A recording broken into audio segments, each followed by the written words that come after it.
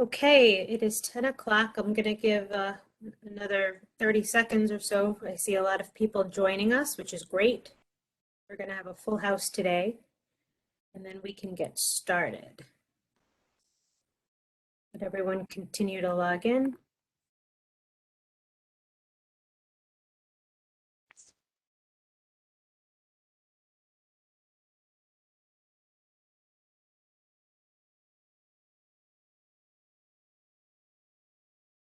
Okay. Welcome, everyone. Good morning. We are going to get started. My name is Erica Morin, and I'm the Manager of Training and Member Services here at MSIC.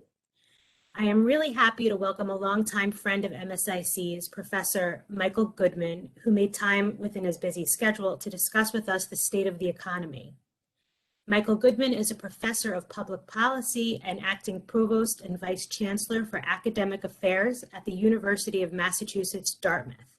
He is a leading analyst of the Massachusetts economy and has authored or co-authored over 50 professional publications on a wide range of public policy issues, including regional economic development and housing policy, as well as demographic and other applied social science research topics.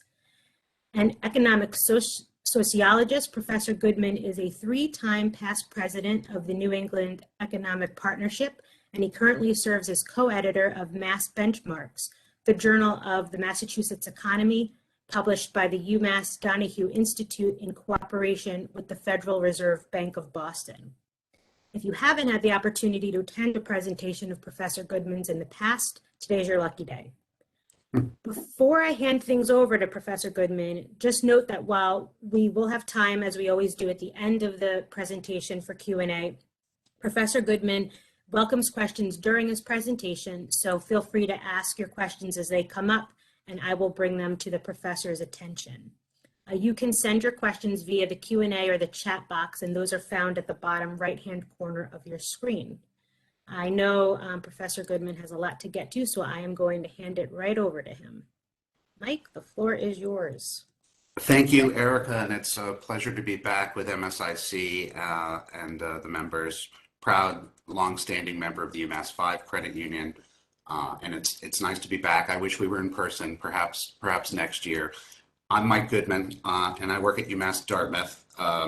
I've been teaching and studying public policy in the Massachusetts economy for about 25 years, and I just need a little bit of a disclosure because I'm now playing a senior administrative role here as well on our campus in Dartmouth. What I'm going to say reflects my personal and professional assessment of the state of play in the national and in the state and in the regional economies of our state, and doesn't necessarily reflect the opinions or the views of the University of Massachusetts or any organization that I'm affiliated with. And so all errors here are mine alone.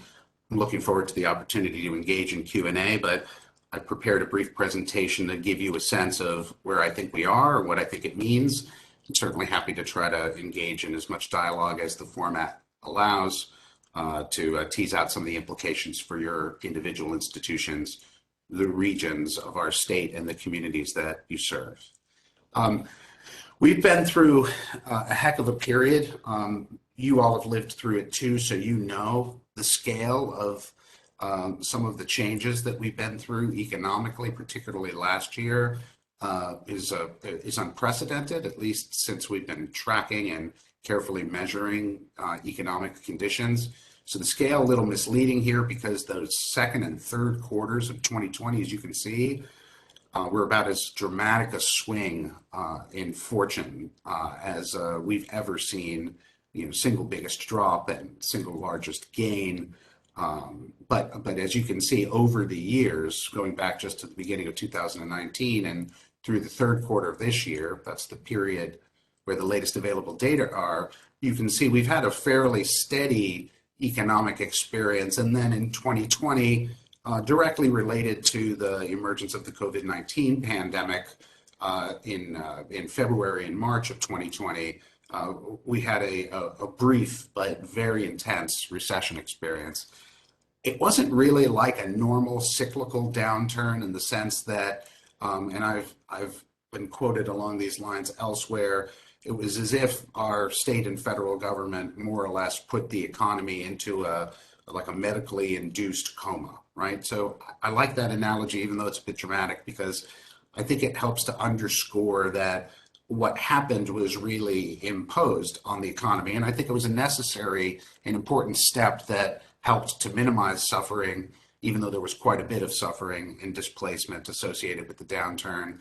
But it was something, just like in a medical context, that we can't imagine ever doing, putting someone into a coma or putting the economy into what is effectively a state of stasis and inactivity, unless the alternatives were worse. And so the profound public health threat that we were experiencing then and are continuing to recover from now really required state and local officials, and to a certain degree the federal government at the time, to make some changes in policy that really required businesses to shut down, prevented millions of Americans from work, disrupted incomes, and led to a fairly extraordinary set of state and federal interventions that I think, at least based on where we're at today, really helped take most of the sting off what would have been an absolutely overwhelmingly devastating experience, instead of the profoundly difficult experience that it was. So I think that was a victory for policy, but it definitely is a big part of the story of our recent growth. We obviously have been living through, and I think appear to be in the waning stages of the second round of pandemic experience with the Delta variant and other emergent concerns. I'll talk a little bit about pandemic conditions later in my remarks, because I think they do have a whole lot to do with what our trajectory looks like. As you can see here, following what was a profound decline in the second quarter of 2020, we snapped back. We didn't snap all the way back. I just will note that even though the rate of change in the third quarter was greater than it was in the second quarter, and this is just a little math trick, you have to grow that much faster in order to recover. So we're still economically recovering, particularly on the jobs front. And I think even though we've been growing at a fairly robust rate, as you can see in 2021, up until the third quarter, we've been growing at a considerably faster rate than we had been in 2019. And if the chart went back further, prior to that. And so we've had a fairly robust recovery in terms of economic expansion, but it's been constrained by a number of issues that I want to explore a little bit. We have been adding back jobs. This is through September in Massachusetts. You can see we lost close to 700,000 jobs in and around by the nadir of this jobs downturn in April of 20, and have clawed our way back as a result of some of that growth that you were just looking at on that last chart. But we still remain just about 200,000 jobs below where we were at our prior to the pandemic recession peak in February of 2020. So we continue to have a considerable amount of employment and economic displacement. This is, again, a fairly dramatic reversal of fortune. You can see somewhere in the over 400,000 net jobs were regained. This was really as that patient, if will allow me to pursue the analogy, the patient, emerged from that medically induced coma and started to recover, but in many important respects is not back to where we were before that awful second quarter of 2020. This does not mean that employers are not looking for people. I'm sure there are many of you on the call who are living through this right now. We're certainly living through it at my institution. There's been a substantial amount of turnover. Many of the jobs that were lost as these businesses start to ramp back up, particularly in certain sectors of the economy, they're having a very difficult time getting employees back, particularly in, again, certain sectors of the economy where wages and working conditions have traditionally not been as competitive, where there were disproportionate negative experiences during the pandemic. So think of the frontline occupations and workers, but also those businesses that were completely shuttered as a result of pandemic conditions, things like restaurants or employers that work in leisure and hospitality, hotels and other kinds of businesses that rely on face-to-face contact and interaction and business and personal travel. So as the demand for those services has been restored, you can see the relationship that's been fairly tight between the rate of job openings and the rate of hiring has diverged pretty significantly. It was fairly widely reported that in the late summer, looking at the job openings and labor turnover survey at the federal level in the United States, we had more voluntary quits in the economy. That excludes retirements than in our recorded history, and certainly that's been the case here in Massachusetts.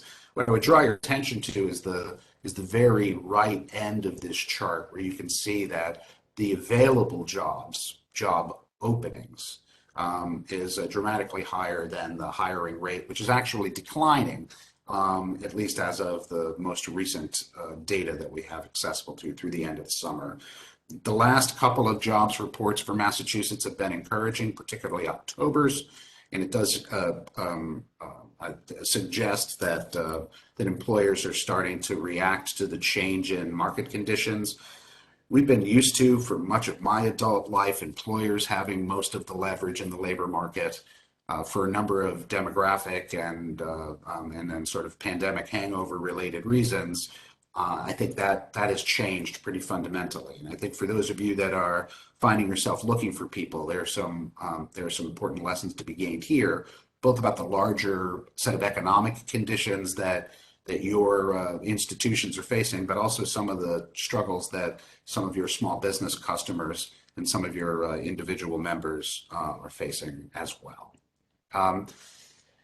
Part of the challenge here is that the growth in the population, and this is a trend over several decades, even though this is just a snapshot of the change in the overall population in the Northeast as compared to the US and in the individual states over the past 10 years. So Massachusetts has been quite fortunate, relatively speaking. We've added population at a faster rate than any of our neighboring states in New England, but also in the more broadly defined Northeast region of the US, but we're still lagging. There's been a longstanding, now several generations in, migration pattern within the United States where folks are moving from the upper right-hand corner of the map, where it's sort of colder and older, as some have said, down to the south and to the west, in particular, where we've seen a lot of the national population growth sourcing from. Some of that has to do with differential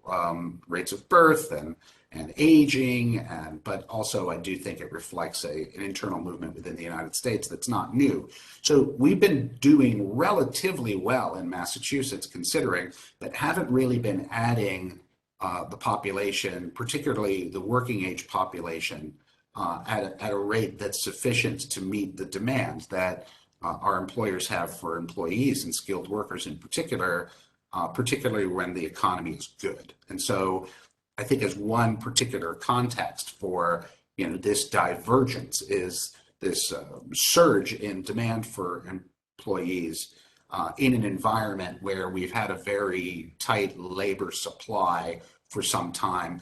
It could be worse. As you can see, some of our neighbors, particularly in places like New York and Connecticut and Vermont, which is a smaller place, obviously, have seen outright declines over the last decade. And so there are political implications there, not this past decade, but in recent decades, that's been a recipe for losing congressional seats as well. But I think something that it's important to keep in mind when thinking about the labor crunch problem here in Massachusetts. This, I think, is going to create some serious challenges in the short term, but it remains a significant long-term challenge for the Commonwealth and more broadly for the nation, where I think we're starting to wrap our heads around the fact that there may not be enough people in key areas, in particular in regions of the country where there's growth. And that mismatch between the actual supply of labor, let alone whether the skills or the credentials of those who are available to work match the needs of employers, that's been a double whammy for some time now. And in this environment where job growth has been picking up and we're climbing out of that deep pandemic-related hole. It's been a recipe for a real challenge for people who are trying to do some hiring. It is a huge opportunity, of course, for those, especially at the lower end of the wage spectrum, who now have options that they haven't had before. And so that's more than a little bit of a silver lining, but it certainly is having a real impact on the real economy. I think it's important, though, to think about how the population changes over time, right? So demographics can be very complicated, right? You can get into some pretty heavy-duty math and modeling and predictions and that sort of thing, but it's really made up of a couple of fundamental components. So the top two components, births and deaths, is what I call sort of the old-fashioned way of growing the population, right? You have babies, and hopefully you have babies in larger numbers than you have deaths, or so more baby namings and christenings, say, than funerals and other sad services. As you can see, over time, since the turn of this 21st century, the birth rate has been declining, and unsurprisingly, that puts some upward pressure on the age composition of the population. So we're getting older. So obviously, the older you get, the more prone you are to moving off this mortal coil, as a poet once put it. And so we've had a crunch that I think is not very new in our history here in New England, particularly in Massachusetts, because we are very fortunate to be home to the best educated population in the country, if you measure that as the share of the community that has a bachelor's degree over the number of people who are over 25. So what that means as a practical matter is, generally speaking, we tend to start our families later. We tend to have fewer children, and so growth the old-fashioned way has not really been a recipe for very much growth at all. I'll give you an example personally. So, my wife and I, there's two of us, obviously. We have one child. He's wonderful. I think he has the power of multiple children in many ways, certainly in my household. He's now an adult, but she and I are not likely to live forever, Father Time being undefeated so far. So the Goodmans have contributed -1, right? So we started with 2. We produced 1 over time. That's 1 less resident of Massachusetts if as we plan, we stay here. So what's really been driving our growth has been migration. But if we look at domestic migration, which is really the difference between people moving into the state from other states and the number of people who are leaving the state to relocate to other states, you can see that's been negative for quite some time now.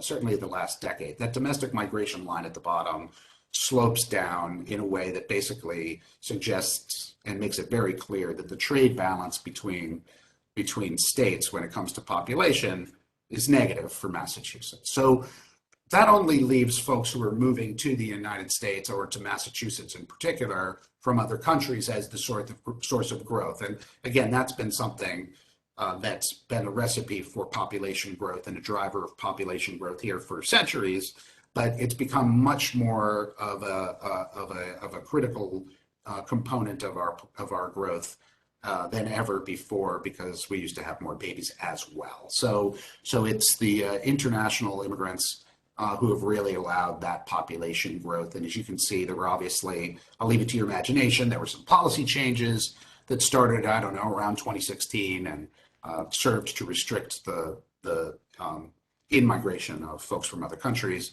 That obviously has had something to do with some of the labor supply problems that we're experiencing, both here in Massachusetts and across the country. It's not a universal issue, but it's certainly in slowly growing populations like ours. It's a critically important thing, and it has real impacts on specific sectors, seasonal sectors. We do have agriculture here in Massachusetts. It's not the biggest industry that we have, but it is significant. Or other seasonal industries like travel and tourism. So if you're doing business in Western Massachusetts, in the Berkshires, or on the Cape and the islands, that's clearly the access to temporary labor has been a challenge, and you don't need me to tell you how that need has been met historically. Every time I'm on the Cape, someone yells at me that we start the academic semester at the university too early, so they can't hire college students. I think I can't take the blame for college students not wanting to work scooping ice cream on Cape Cod. They have other options. Things have changed, and so international guest workers have been the recipe for solving that problem for some time. We could talk for a long time about some of the other demographic challenges in some particular regions of the state, like in Barnstable and Berkshire County. But I think this is a nice snapshot of the larger challenge. And so when we think about vacant jobs, I think we need to think about the number of people who are available to work. I know a lot of public attention is paid to the motivations that workers have, and we'll explore that a little bit and what the incentives are in the labor market. But I think all of this is happening against a backdrop of very slow population growth. And I think this chart nicely tells the story of what's been going on.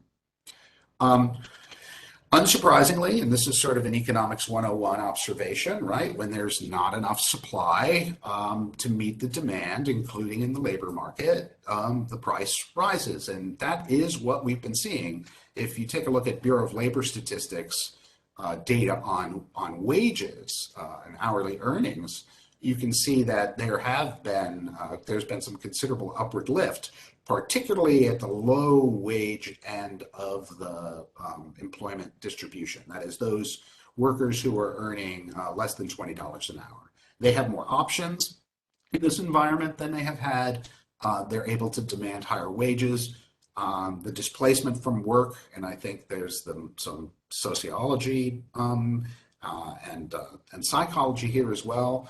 The separation from some of those jobs that for an extended period of time, forced people to think differently about how they were going to make ends meet, allowed them to spend more time with their family and with their extended family. And I think part of what we're seeing is the reservation wage, the wage that it would take to get somebody back into the labor market in one of these relatively lower wage positions has risen considerably, and employers have responded. Half of those in the median year-over-year change is 7 or 8%. Now, we have had some inflation, and we'll talk about that in a little bit as well. So that takes a little bit of a hit off of this increase, but there's been a significant boost in wages, and it doesn't seem to have had, at least at this point, the sort of labor response that you would think. So I think there are significant problems that are concentrated in certain sectors. Again, public-facing sectors. I think there is some lingering concern that a significant chunk of these workers have about safety and about working conditions. And I think in an environment where employers have fewer choices than they're used to, some of these mid-wage job opportunities are becoming available to folks that might not have been able to be in the game. What we observed coming out of the so-called Great Recession in 2008, 2009, when there were insufficient job opportunities to meet all the demand that workers had for jobs, that employers essentially bid up the skills requirements in certain fields. So you might have a job that normally wouldn't require a college degree, requiring a college degree. In this environment, it appears to be going the other way, where employers are, in the absence of a plethora of choices, compromising on some of these things, which creates opportunities for higher income earning among significant segments of the population, and that's good. But it certainly creates some serious problems for those employers that rely on lower wage workers. And so, again, I think the demographics are part of the story, and I think wages are as well. You can see that in another way here. If you take a look at the wages that are paid on an average by different industries in the US, there's a bigger snapshot, and the quit rate. So the further you are to the right, the higher employees in your sector are voluntarily leaving the workplace. The higher you are on the chart, the more highly paid the average worker is in terms of their weekly earnings. R-square is just a statistical way of describing the power that the relationship between these two variables, how much you earn and how likely you are to quit, has with one another. And And 0.75 just means that these two variables explain somewhere approximating 75% of the story. So a big part of the story here is significant amounts of voluntary separations in lower wage industries. You can see leisure, hospitality, retail, trade, transportation, etc. So whereas in more highly paid industries, it's much more moderate. So there does appear to be a significant connection to the quality of the job as measured by the industry that you're working in and the wage that you're being paid. So again, in a constrained supply environment with a lot of lingering concerns around continued health and some uneven rates of vaccination in different areas of the state and of the nation, this further, I think, puts some downward pressure on labor supply and increases the pressure on some of these Main Street businesses that have relied on workers at the lower end of the wage spectrum for a long time. The other part of it, I think, is social. And this is not new, right? So families have been adapting to pandemic conditions, and a lot of people who are like me, who were able to work from home, spent a lot of time, more time with our families, which was a beautiful thing in many ways. I got a lot more laundry done during the typical week than I would have otherwise. And there was a lot of advantage for that. But for those who were unable to remain employed, I think they had the opportunity to take a hard look at what sort of options they're having and what kind of alternative ways they have for making life work. And I think childcare nicely highlights that. So, I'm a university professor and administrator, and so this sort of irritates me on multiple levels we're educating young people for a fraction of the cost of receiving childcare if you're an infant or even if you're a preschooler, and that's those costs now exceed on average housing costs and college tuition and expenses, which I think we're all well aware are problematically high as compared to incomes for many people. So if you think about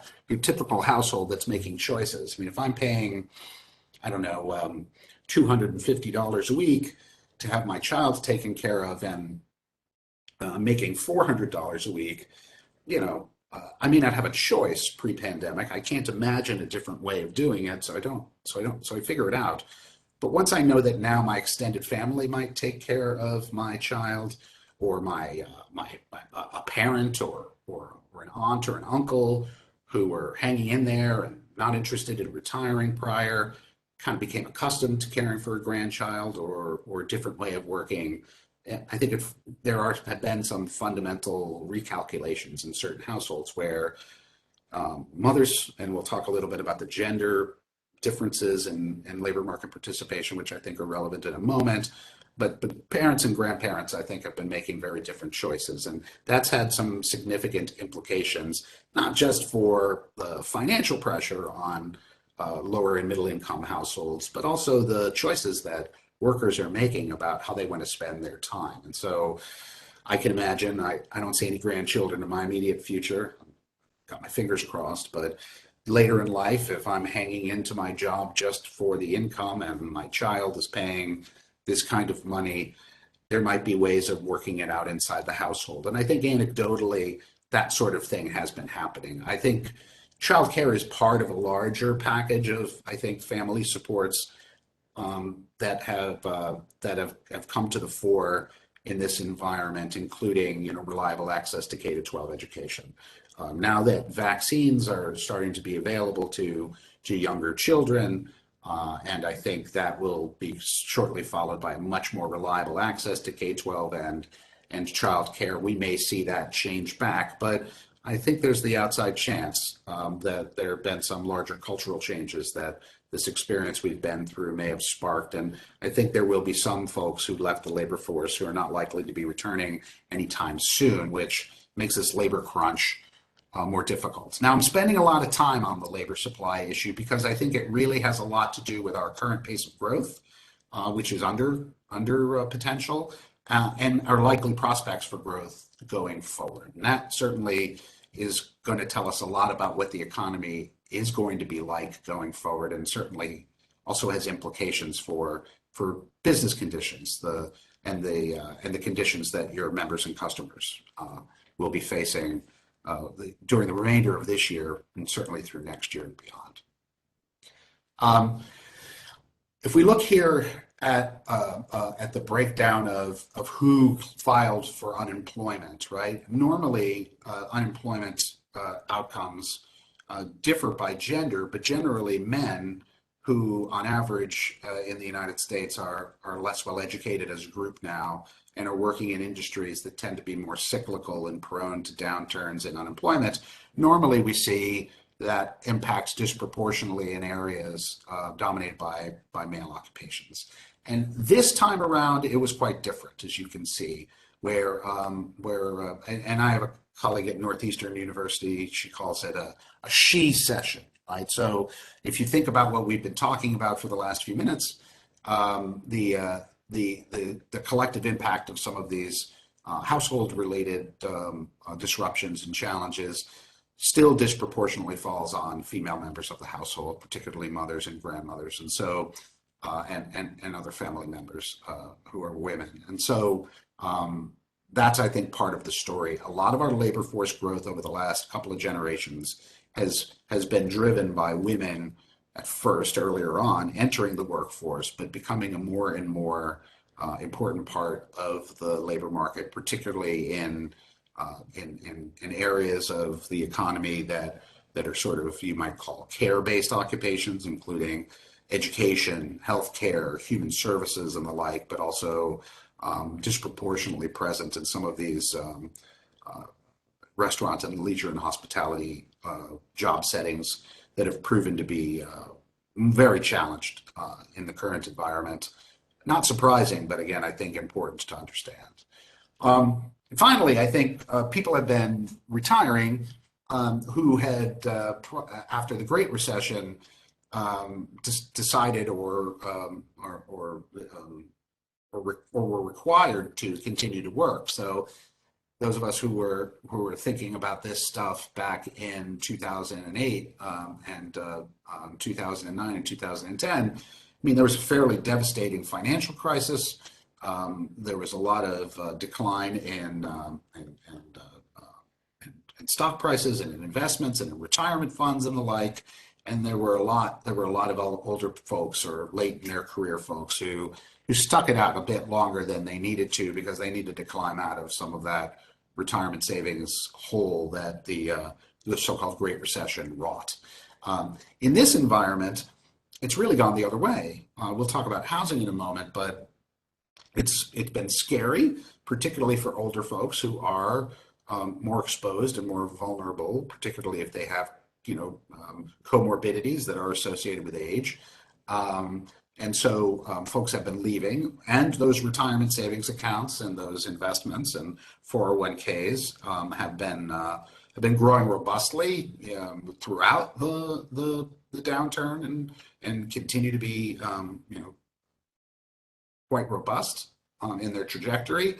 And housing values, which for most of us is the largest source of household wealth and financial security, have been growing very rapidly too. And so between the family pressures that I mentioned, the financial conditions and the retirement savings and investment outlook, and the plague, if you will, that's been a recipe for folks who are delaying retirement, deciding, hey, maybe I'm not going back. Maybe I'm going to do something. Maybe I don't have to do something. Maybe there's a plan B.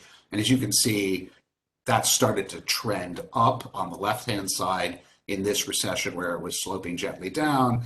But if you look at the overall share of the population, and remember, I told you we're getting older because we're not having as many young people join us the old-fashioned way, the share of that population that's retired is just has bounced up above where the trend had been prior to the emergence of the COVID-19 pandemic. So we got older people leaving the workforce in larger numbers. We got fewer people coming into the workforce.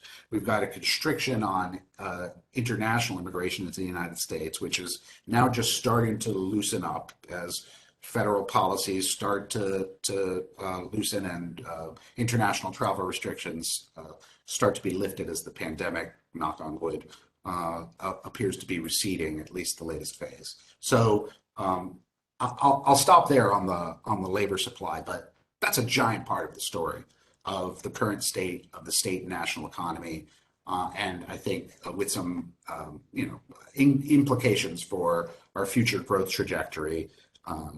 Just spoiler alert, it puts downward pressure on our growth necessarily, and so encouraging people to return to the workforce, making it worth their while, and loosening up some of these counterproductive immigration restrictions that have prevented our employers from gaining access to the talent that they need needs to be a policy priorities in my professional opinion. We've seen also some disparate sectoral changes that are a bit different. So this compares the growth in jobs of 3 different broad industry sectors since 2006.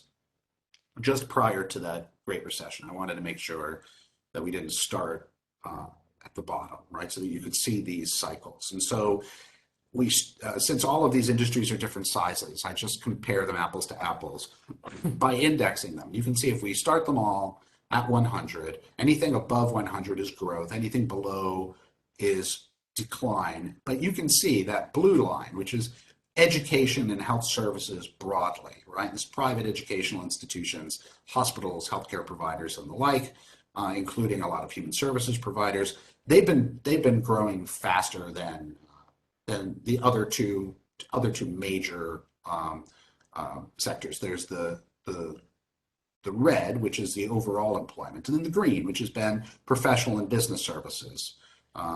So accountants, consultants, technical professionals, engineers, designers, that sort of thing. So those have been folks that have been, driving growth, extending opportunities to stable and decently paid work, in some cases very highly paid work, in professional and business services. And education and health services in particular has been countercyclical. You can see during what previously had been the worst recession in our lifetimes in 2008, 2009, education and health services doesn't even appear to have been affected. It just continued to grow.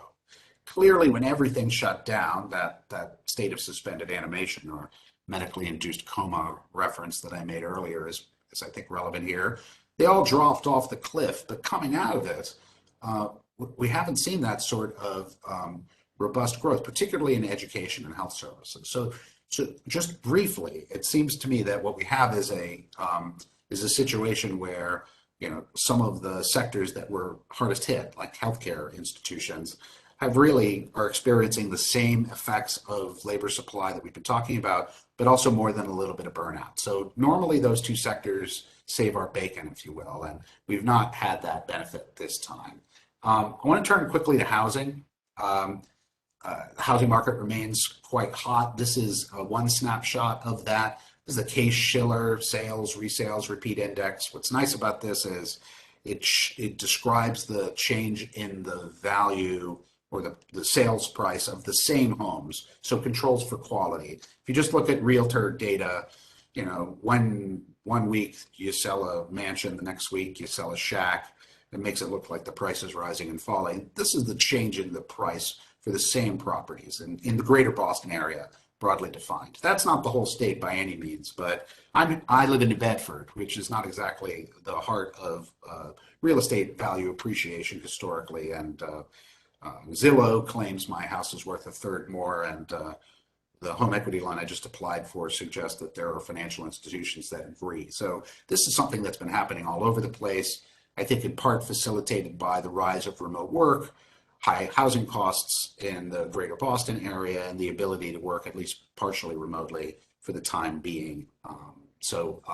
But that has been a cost of living issue, but also a wealth generating factor as well. And I'm sure you all are doing more than your fair share of refis, thanks to the the low interest rates that we continue to have. But there are a lot of folks who are on the edge.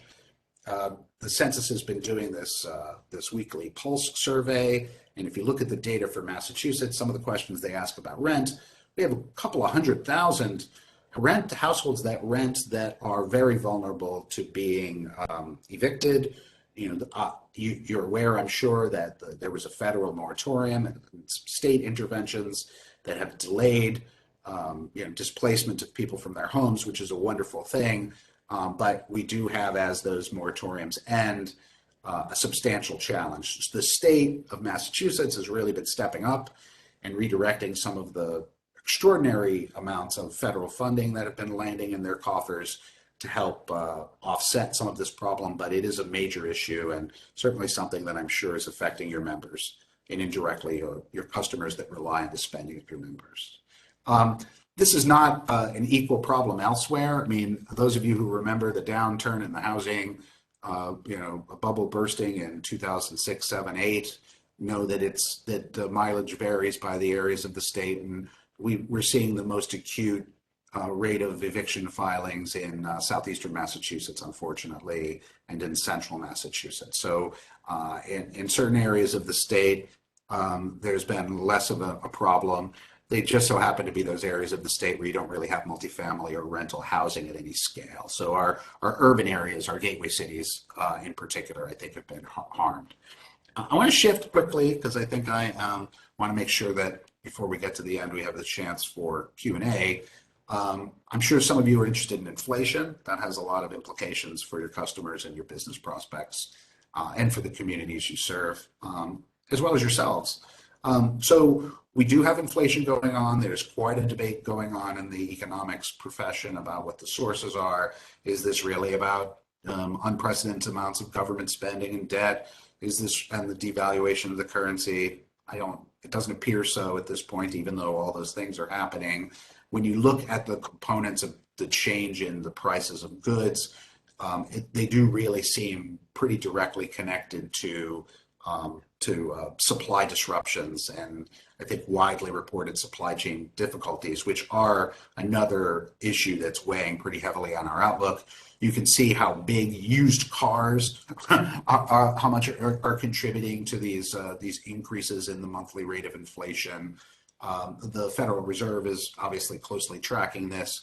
They want to measure underlying inflation, which typically excludes food and shelter, but between the growth in demand as the economy begins to expand at a more rapid pace, as you saw earlier, and the inability to get key components that allow new car manufacturers to deliver their goods to market, that's led to a shortage, fewer cars available than people want to buy, which again is a recipe for price increases.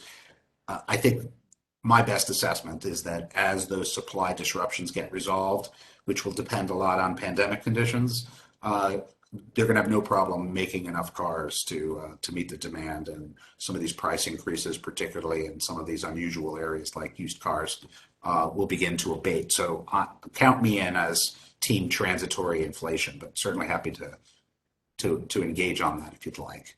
Not to put too fine a point on it, but the pandemic, as you can see in the bottom chart, which is really the share of new cases, has had a trajectory that looks pretty similar in shape, at least, to the backlog in shipping. So factories that have disruptions because they can't open aren't producing the goods that are needed to make products here. All these things that we've been ordering online, and I don't know about you, but I recycle more cardboard in a week now than I ever saw as a younger person. All these goods that we're buying, many of which are imported, aren't getting to market because there aren't people to load them onto vessels. There aren't people to unload the vessels. We don't necessarily have the truck drivers to get them to the market, and so that's been a recipe for a real crunch. When the Federal Reserve Bank of Richmond and Atlanta and Duke University scholars survey national CFOs, there doesn't seem to be a lot of optimism about when this is likely to change.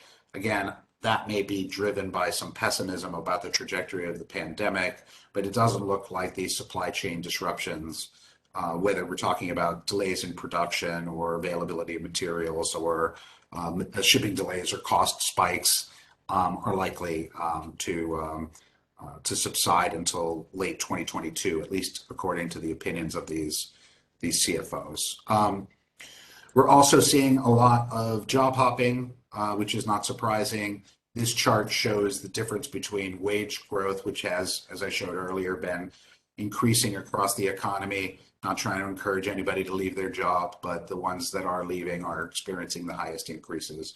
The ones that are staying are not. And so there's been a lot of separation and replacement and frankly poaching and a bit of an auction-like environment, particularly for employees that have skills and experience and credentials that are hard to find.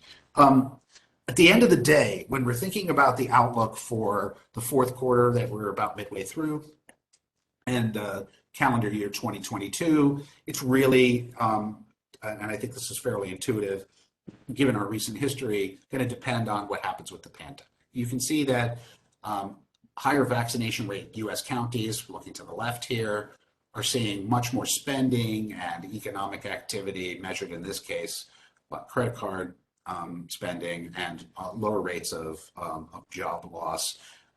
And we don't really have the distribution of the vaccine problem solved here in the United States. Again, I live in a community where I think just under half of my neighbors are vaccinated. It's not about access to vaccine, it's about education and outreach. But if we think about our reliance, particularly in the context of the supply chain problem on other parts of the world, the uneven distribution, particularly in nations that are key trading partners, creates real economic problems.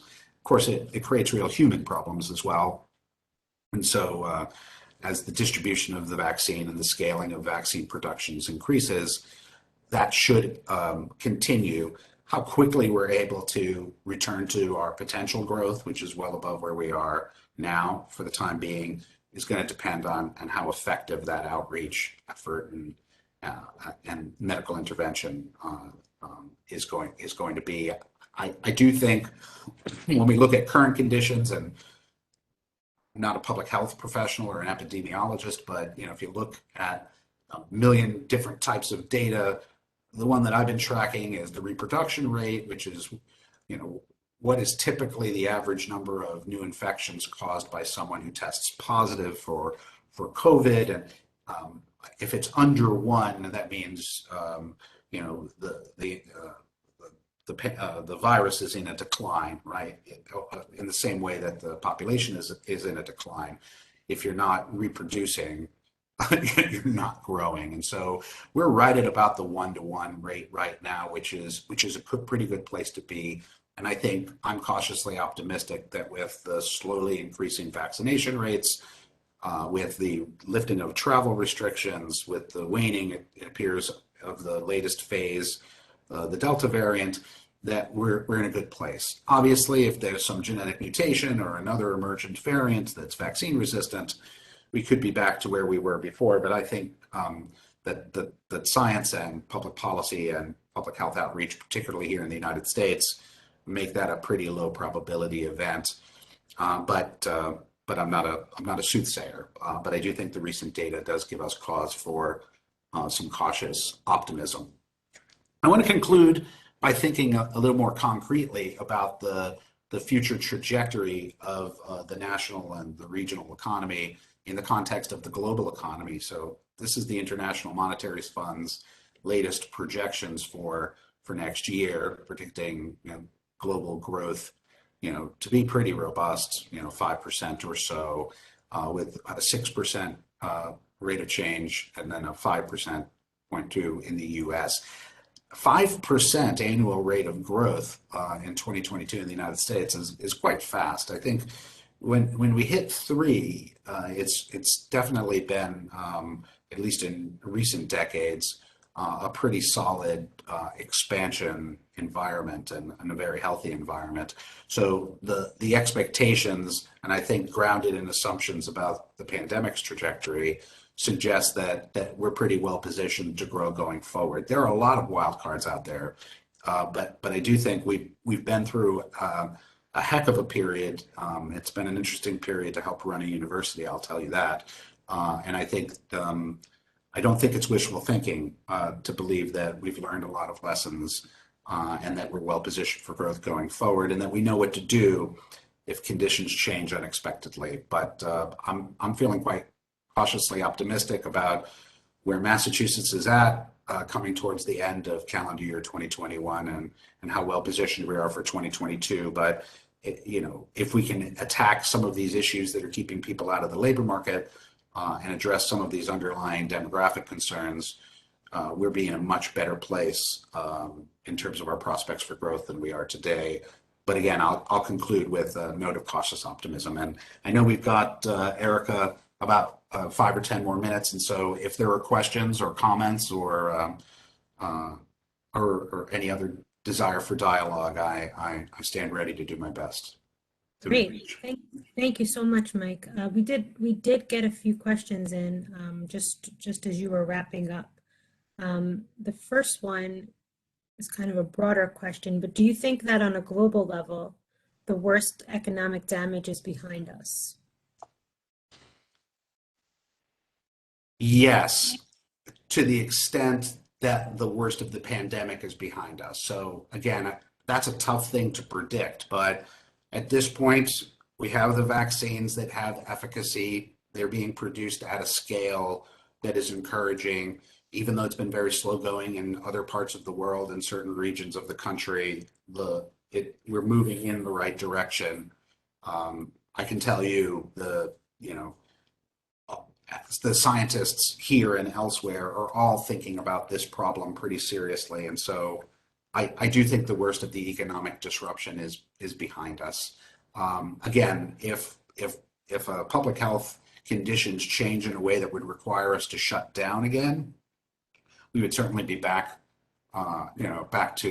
we'd be taking a couple of steps back. But my sense is 2022 is an election year. Things would have to get pretty bad, I think, for state and federal officials to shut us down. And at least at this point, it doesn't appear like that's probable. So I do think the worst is behind us.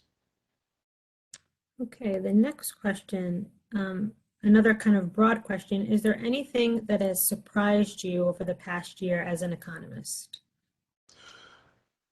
Yeah, so yes, I mean, I think there are a lot of basic taken for granted rules of thumb over the last 10 years, let alone the last 18 months or so, that I think are counterintuitive to many people. So I think you take the minimum wage, for example. So there's been a lot of belief and evidence up until recently that, if you want less of something, you raise the price, and that reduces the demand. But what we've seen here in Massachusetts and elsewhere is when minimum wages change, it doesn't seem to affect the demand for labor. And so there have been these kind of logical, intuitive economic rules of thumb that just don't seem to hold up anymore. And we could have an argument about whether we're in a special period of time and we'll return to that place. But things that were, I think, sort of articles of faith for many economists, that minimum wages discourage hiring, or government debt increases interest rates and inflation. Now, we could have an argument about whether that latter problem is happening now, but the relationship between debt and interest rates, or between interest rates and unemployment, between wages and labor demand, those things don't seem to work the way that your economics 101 textbook, at least if you were opening it up, 5 or 10 years ago or prior to that, would have predicted. So yeah, it's I think the modern economy is behaving in ways that some of the people who trained me would not have anticipated. So this is more Massachusetts specific.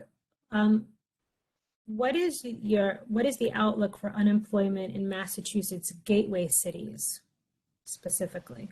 Right. So I think it's positive.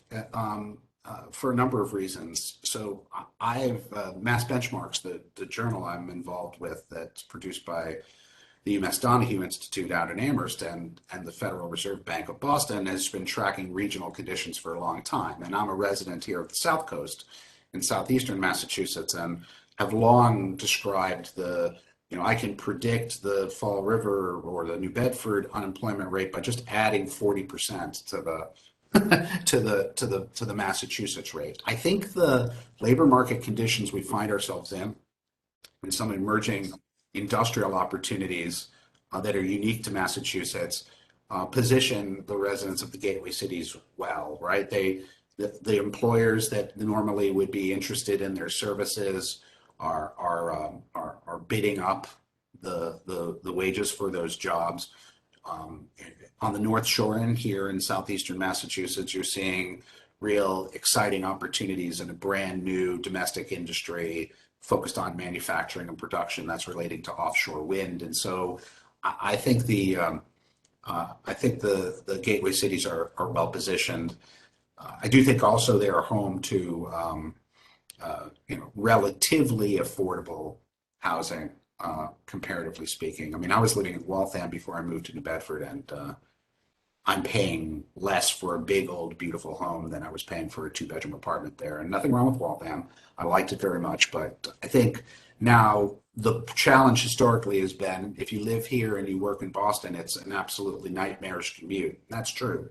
But I think the prospects for both existing Gateway City residents and folks who might relocate there to those cities that might not have been interested because it was too far away from the center of gravity for the state. I think that's starting to change, and I think telecommuting, which has long been something that everyone's predicting is going to happen, is changing the game a bit. I don't think commutes are going away. Anybody who commutes knows the traffic isn't gone, but I mean, I wouldn't take a job in Boston and live in New Bedford if I had to be there every day. But maybe if it was 1 or 2 days a week, it might not be so bad. So I do think there are some positive developments that should help benefit the gateway communities.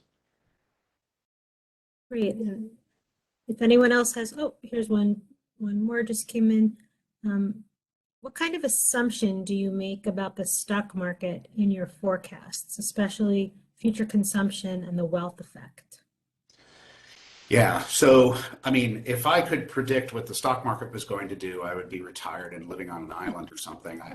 I think the stock market is not a real meaningful real-time indicator, but I do think, as I mentioned earlier, some of the choices that people are able to make and households are able to make about, say, when to retire, are definitely affected by the trajectory of the stock market. I think it's hard for me to disentangle the conditions in those markets, which have been very, very favorable for a long time, from some of the extraordinary policy steps that the Federal Reserve has been engaged in, purchasing bonds, reselling them, providing very, very low cost of capital to major financial institutions. So there's been it's hard to separate these things. They're not really independent of one another anymore. And so I don't put much stock in that trajectory. I think it helps on the margin. I do not think, as a traditional means of raising capital, that the stock market, I don't see a shortage of capital for business expansion or investment as even a remote possibility. And so I think in this environment, I'm a Gen Xer, right? 10 years from now, 12 years from now, when I'm ready to stop working, maybe those conditions will have a great deal to say about the timing of my retirement and the kinds of choices that I make. But I think increasingly those markets are not really meaningful indicators, at least of conditions, because they're really about something different than how the economy is doing, which is weird, but nevertheless true. If there's any other questions, this would be the time to send them over. I don't see anyone else coming up with questions. Thank you for those who did send those in. Professor Goodman, thank you again so much for your time today and the detailed presentation. The economy is always of great interest to our members. It's a highly requested topic, so we are grateful that you made the time for us to discuss it with us. Everyone in attendance today will be emailed a copy of Professor Goodman's presentation. I'll get that out to you later today. And then a recording of the webinar will be available on our YouTube channel, sometime next week, and I'll let you know about that. And this concludes our monthly webinar series for 2021. I wanted to express our sincere thanks to all of those who have attended all or any of our sessions. We are appreciative of your interest and your participation. Do reach out to me and let me know if there are any topics or areas of interest that you would like to see me cover in 2022. Your insight and your feedback is always welcome. We do these presentations and these webinars for the benefit of our members. So we definitely want to deliver what you're looking for. The next event we will have for MSIC is going to be in January on Friday the 28th. That's when MSIC will hold its 60th annual meeting of members via WebEx. Information about that has already went out to our member presidents and CEOs, and we've already begun registering attendees. And then lastly, MSIC is going to hold its first in-person event, and it'll be over 2 years, and that's the Member Summit and 60th Anniversary Celebration at the Mount Washington Hotel in Bretton Woods, New Hampshire, and that's going to be in June, the 27th through the 29th of 2022. A memo already went out with that. It was emailed and hard copy sent, and we've been delighted with the positive response from our CEOs so far. And that is it. Wishing you all the best in the holiday season, and here's hoping that we have a healthier and more in-person year ahead. Thank you all again. Take good care. And Mike, thanks so much again. That was great. It's my great pleasure. Thanks for all you all are doing. Yeah, and it was nice to connect with you, and I'm sure we'll be back in touch in 2022. Hopefully, like you said, in person. That would be nice. Yeah, no, I would like that very much, but this works too if necessary. Thanks again. Awesome.